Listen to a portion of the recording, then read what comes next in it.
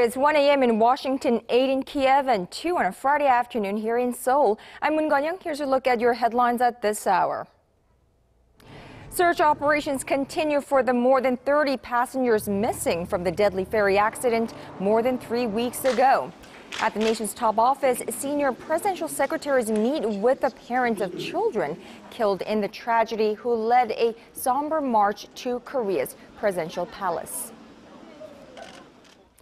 Korea will spend more of this year's fiscal budget during the first half and use the central bank's lending facility for smaller firms. Now, all this to support businesses affected by the ferry disaster.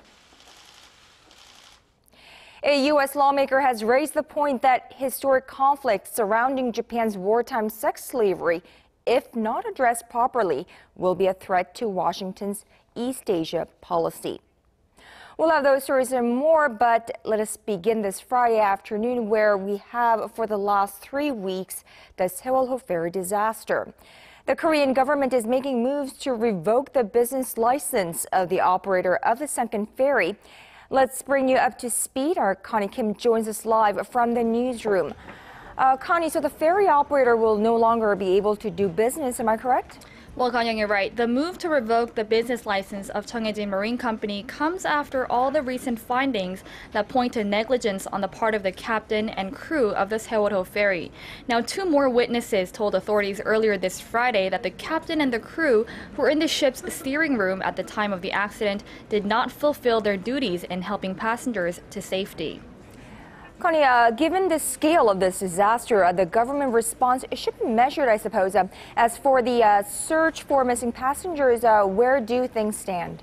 Well, currently 4 bodies were recovered on Thursday, pushing the confirmed death toll to 273, with 31 people still missing. Now, today is the latest day of neap tide period during which currents will be at their calmest. Divers will spend Friday searching through the 4th floor and 5th floors, where most of the missing passengers are presumed to have been. According to authorities, Thursday, 2/3 of the high school students recovered were found on the 4th floor, where the students' rooms were located, and 90% of them were found wearing life jackets, which means that if they had been instructed to get off the ferry, a lot more could have survived. You know, that's probably the saddest part of the disaster for most people, the fact that if the captain and the crew were responsible enough, this disaster may not be as large in scale. And of course, that is a focal point of the investigations, and we have new developments on that front as well. Right, Kang-young. The local Gwangju District Court is reviewing a request for an arrest warrant for Kim Han-sik, the president of Cheongjin Marine Company, who was arrested yesterday. A decision is expected this afternoon. Kim is currently facing 3 charges, including negligent homicide and overloading the ferry with cargo. The investigative team is trying to determine whether Kim knew about the vessel's problems but continued operations regardless for the sake of profits. They'll also look into whether Kim talked to the crew on board the Sewol-ho ferry at the time of the accident to figure out whether he ordered an evacuation. And with regard to key figures related to Yoo Byung-eun, the former Semo Group chairman and practical owner of Cheongjin Marine Company, prosecutors are seeking to force them into Korea with the help of FBI. Yoo Byung-eun and his first son may be summoned first, which is expected to be next week. And a new source of tension has developed between the families of the victims and one of the nation's state-owned broadcasters. Tell us about that. Right, Kang-young. On Thursday, it was reported that Kim Si-gon, the news bureau chief at the Korean Broadcasting System, or KBS, said the number of people killed in the sinking is not that significant when you consider the number of people who die in traffic accidents every year. KBS denied Kim made the remarks, which obviously angered the families of the victims. They headed straight to KBS headquarters on Thursday to demand an apology and that Kim be fired. We want to resolve this by having a conversation. You have no idea how long we've been waiting here. Now, the news bureau chief has not gone outside to meet with the families, and the broadcasting company is giving a press briefing as we speak. We'll have the details on what they said later. Now, the anger among victims' families prompted some of them to try and move on to the presidential office of Cheongwade, but they were blocked by police. About 200 families of the victims have been requesting a face-to-face talk with President Park Geunhye, but instead, Senior Presidential Secretary for Political Affairs Park Geunhye met with them. Well, that's all for now, and back to you, Kang-young. Right, and I'm sure we'll have more on that story later in the newscast. As the nation continues to mourn the loss of so many lives in the ferry disaster, weak consumer sentiment triggered by the tragedy has raised a red flag on the country's economic recovery. And to address this problem, President Park Geunhye presided over an emergency ministerial meeting earlier this Friday where she finalized a set of measures that are designed to quell concerns. Now, they include plans to spend an additional 7.8 trillion won, or $7.6 billion during the first half of the year to prop up domestic demand hit hard by weakened consumption in the wake of the ferry accident. The government will also expand the use of the central bank's lending facility for smaller firms to support affected businesses. Shifting our focus, a U.S. congresswoman is calling for the historic conflict surrounding Japan's wartime sex slavery to be addressed. She says avoiding the issue only inflames regional tensions and throws the Obama administration's East Asia policy out of balance. Our Park Ji-won has the details. U.S. Congresswoman Loretta Sanchez, the most senior female member on the House Committee on Homeland Security and the House Armed Services Committee, has warned that if historical conflicts in East Asia centering on Japan's wartime military sex slavery aren't settled quickly, it could disrupt the Obama administration's Asia rebalancing strategy. Sanchez made the remarks Thursday during a session of the House Armed Services Committee, according to a report by Seoul-based Yonhap News Agency, quoting diplomatic sources in Washington. The congresswoman said the sex slave issue has an inseparable relation to the U.S. government's Asia rebalancing strategy, which aims to strengthen political, economic, and security ties with Asian countries. She went on to say historic conflicts could weaken trilateral relations and the military alliance between the U.S., Korea, and Japan. She also stated that insensitive remarks by Japanese politicians hinder economic, political, and military cooperation among the three countries. Some prominent Japanese officials have claimed that military sex slaves were necessary or the victims were not forced into the slavery but were prostitutes. She added President Obama's recent remarks that Japan's wartime program of sexual slavery was a terrible violation of human rights should be understood in the context of trilateral cooperation. Visiting Korea late last month, the U.S. leader criticized Japan's wartime program of sex slavery, saying it was a terrible, egregious violation of human rights, and the past is something that has to be recognized honestly. Park Ji-won, ARIRANG News. Global awareness is firming up on the Nigerian government's struggle to contain the Islamic militant group Boko Haram. And residents of the latest known town to fall victim to Boko Haram's attacks are blaming security forces for failing to protect them. Our Shin Se-min reports. In the latest evidence that the Nigerian government is losing its battle against the Islamic militant group Boko Haram, at least 50 bodies have been recovered in the Nigerian town Gamboru, victims of an attack carried out by Boko Haram. Surviving residents of the town say the death toll is more than 300, while government officials say the number is likely closer to 100. Residents of the town say they were bombarded by an assault that lasted 12 hours and lobbed criticism against security forces for failing to protect them. Most of the bodies found were burned so badly that they're beyond recognition. It's the latest in a series of violent acts carried out by Boko Haram. Last month, they abducted more than 200 girls and young women from a boarding school in the northeast of the nation. That sparked accusations that the government of Nigeria isn't doing enough to stop the extremists, which are blamed for killing more than 1,500 people so far this year as part of their drive to impose Islamic law on the country. Experts say if the hundreds of Nigerian kidnapped girls are not rescued soon, they could face a life of agony as slaves or child brides sold in markets across the globe. Shin Se-min, ARIRANG News.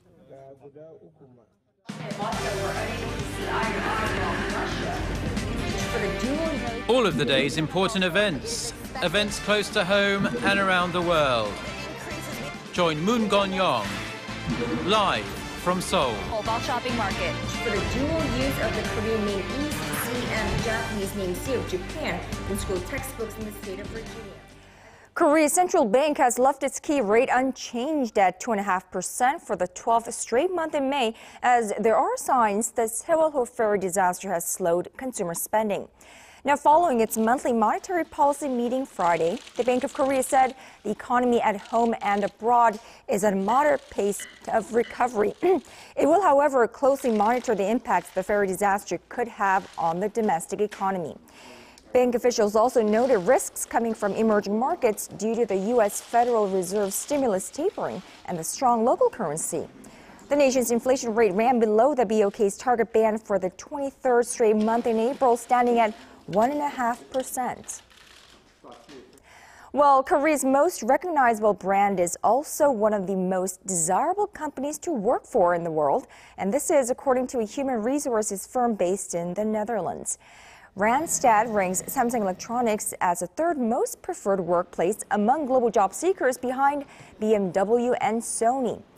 Now, the firm surveyed roughly 200,000 students in 23 countries from September to December of last year. 86% of them were aware of Samsung Electronics, and over 57% said they wanted to work for this firm. Respondents from Canada, Hong Kong, and France had the most favorable review of Samsung, naming it the most attractive workplace in the world. Back here in this country, one of President Park Geunhye's main campaign pledges when she was running for office was to provide a monthly pension allowance to all senior citizens regardless of their income level. Well, after months of political wrangling over the bill, a revised plan is set to come into effect on July 25th. And for a look at who will benefit from the plan and the lingering concerns that surround it, here's our Kwon-soa. From big expectations to major disappointments, and now over to hope. The Welfare Ministry began detailed preparations on Thursday for a highly disputed basic pension bill that was approved by the National Assembly last week. President Park Geunhye had earlier pledged that all seniors over the age of 65 would receive around $195 a month in pensions. But the revised version will only allow those in the bottom 70% of the income bracket to receive an amount ranging from between $98 and $195 based on other supplemental income. I like the basic pension plan because I think in respect to our economic growth rate, our welfare system is lagging behind. While some believe it's fair that only low-income seniors will benefit, others are discontent over the narrow guidelines that determine who qualifies as a recipient. We had big hopes in the election pledge, but after the revisions were made, we were very disappointed. Just because we own a house, we are not able to receive the basic pension. Kim Sang-un and his wife have no income. There are doubts about whether the new pension plan will help much, as experts say Korea's pension is still too low compared to other developed countries. Korea has the highest poverty rate among the elderly out of OECD nations, and its population is aging at a rapid pace as well. In 2050, the elderly will make up 40% of the whole population. If 14 to 15 million seniors are paid such a low pension, most of them will live in poverty as society will not be able to support them. Some sociologists expect that sooner or later the public will demand that pensions increase. However, the original plan was revised because of the strain it would have posed on the state's finances. For that reason, many believe the basic pension plan as it is now is the best possible option. Kwon-soa, ARIRANG News. Well, in the wake of the Sewol-ho ferry disaster, perhaps many of us are feeling down at different times during different times of the day, sometimes for no apparent reason. But apparently there is a reason, and local researchers believe they have found it. Our Kim Min-ji reports. In this experiment, mice are exposed to the smell of their predator. Drowned in fear, one mouse backs off and tries to find a way out. However, when a particular protein is removed from the mouse's brain, it reacts differently. A second mouse faced with a similar situation balls up and shivers where it stands. This time, the experiment shows how the mice react in a critical situation.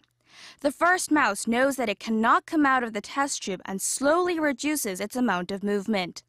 The second mouse, whose protein is not working properly, continues to fight for its life. The reverb alpha is a protein that is related to this change in emotions.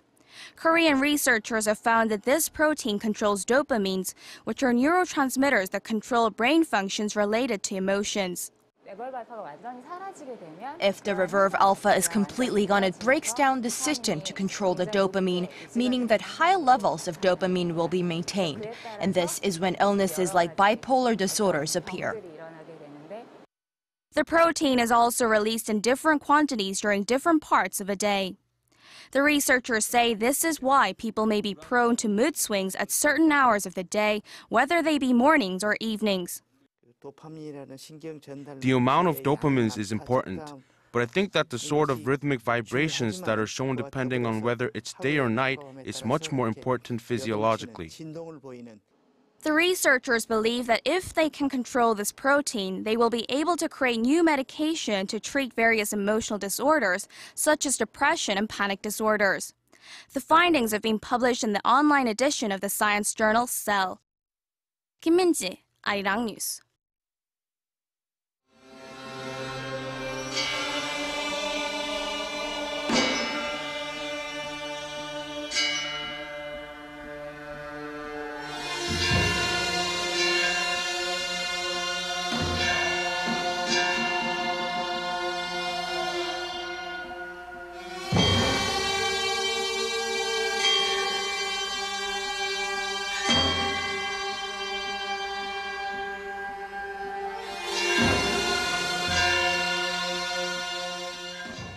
Well, there you just saw a ritual done during the olden days here in Korea, and that setting is exactly where we're going to pick up in our movie section.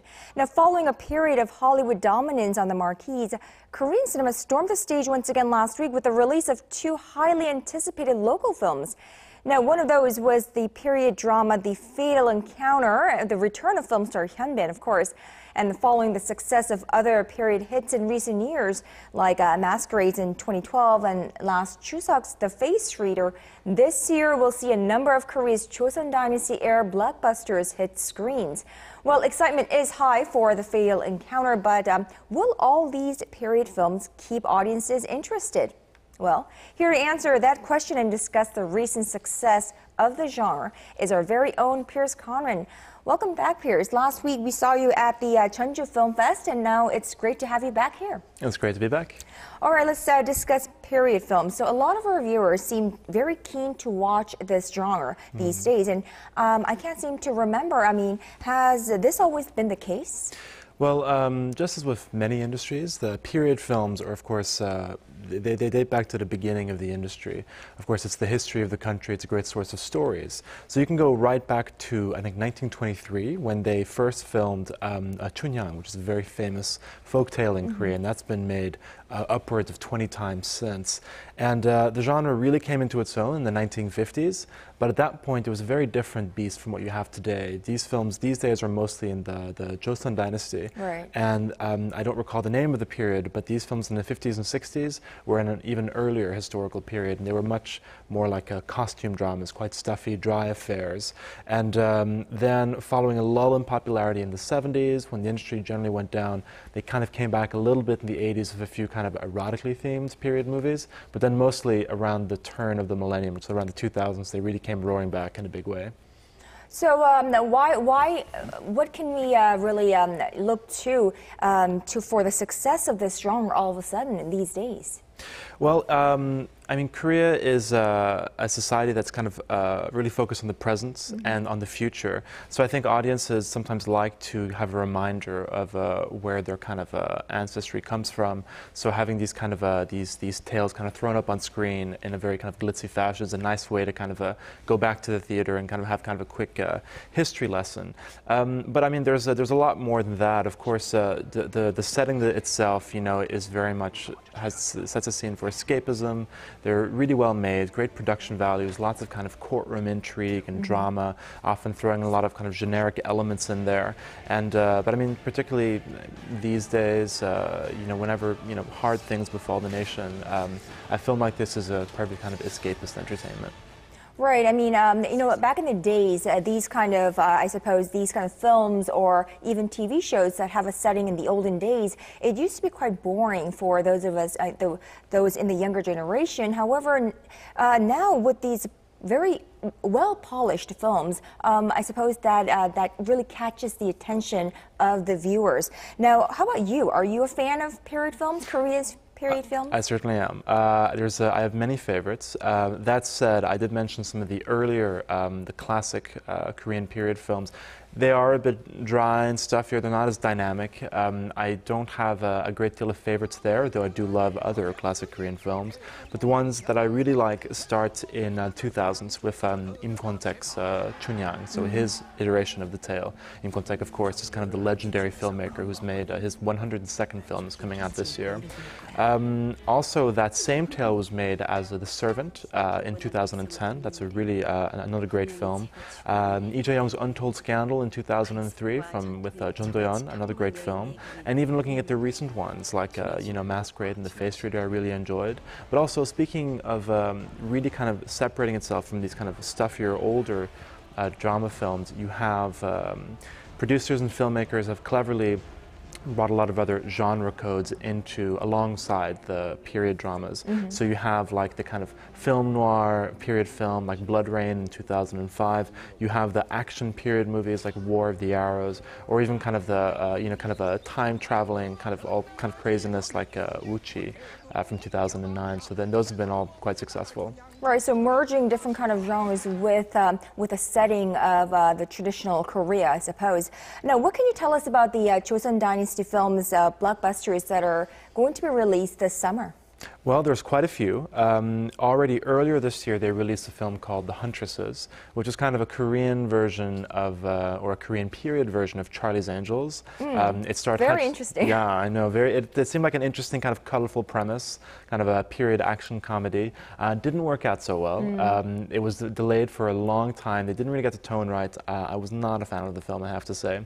So the next one, of course, is The Fatal Encounter, which was released last week. The big news there is it's the return of the huge star Hyun Bin, who just returned from his obligatory military service, which is almost 2 years. So here he plays the King Jongjo, and he has to kind of deal with many factions who are out to kill him in the king's court. So that film had a really blockbuster opening. It's already close to 3 million admissions after just a week on release. So that one's doing quite well. And then this summer, we're going to have 3 that are going to come head-to-head within a few weeks around the end of July and early August. Among those is Roaring Currents, which will be from CJ Entertainment. That's starring Chae Min-sik, known to viewers from Old Boy, and he plays a famous naval admiral who kind of performed this kind of 300-like feat where he had a very small troop of, very small fleet of ships which went against a much larger fleet of Japanese ships. This was many hundreds of years ago, and so that'll be kind of a big naval war film. So we're looking forward to that. And also, Chae Min-sik is an incredible actor, so we look forward to it. Yeah, I think that'll be great to see. It's a really good casting right there. One I'm very excited about is called Kundo: The Age of the Rampant. Also featuring a big return after military absence, Kang Dong-won, who was gone for his military service as well, and featuring Ha Jung-woo, a really kind of red-hot star these days. That'll be kind of a real fun kind of bandits in a period setting film. I think it'll just be really kind of a rollicking action film. And then there's Pirates, which is again is kind of a Koreanized version of Pirates of the Caribbean. It's quite a high budget, stars Son Ye-jin and some other people, and I don't know that I'm too excited about that one, I must say. And then towards the end of the year, we'll have Memories of the Sword, which will be, we don't know too much about it yet, but it'll star Jun Do-yeon and Lee Byung-hun, so that'll be a big one to look out for. Right. I mean, even if we don't know the details about this film, just the fact that it stars Jun Do-yeon and Lee Byung-hun, that should be something. Yeah. Now, so after this year's big crop of these sageuk, if you will, period films, will the industry slow down, or do you see it moving on? I'm a bit worried that there are too many at the moment. I mean, 6 really big budget movies, because to stage one of these films costs at least 10 billion won, which is a very tidy sum for a Korean film. So we have all of these. Already the first one at the gate failed, The Huntresses. The Fatal Encounter is in fine shape, but these three going head to head this summer, they can't all do well. I expect that The Pirates is probably not going to do so well. Not a big fan of The Pirates? This product doesn't look very exciting, and I think against Kundo and Roaring Currents, which are much more enticing projects, it won't do so well. But there are more coming. We have Two Policemen, which is going to be with Sol Kyung-gu, and this is kind of a period version of Two Cops, which is by a very famous series of films in the early 90s with An Sung-ki and Park Geunhye. It was a comedy action, if I remember correctly. Yeah. So it's the same director who's doing that. So this is 20 years later. And then there's a really big one called Sado, which is going to be with Song Kang-ho, who just came off a big period film, The Face Reader, last year, and it's by the director Lee Junik, who made The King and the Clown, another huge period film in 2005. So that one is looking like one of next year's biggest films. But again, so many period films. Will audiences get tired? Only time will tell. Well, no, I think we could talk about this forever, but because this is all the time we have, and a very interesting talk this week, and we will see you next week. Looking forward to it. And that's just about all for me at this hour. I'm Moon Geunhye, and check back with us at 4 p.m. Korea time for Business Today.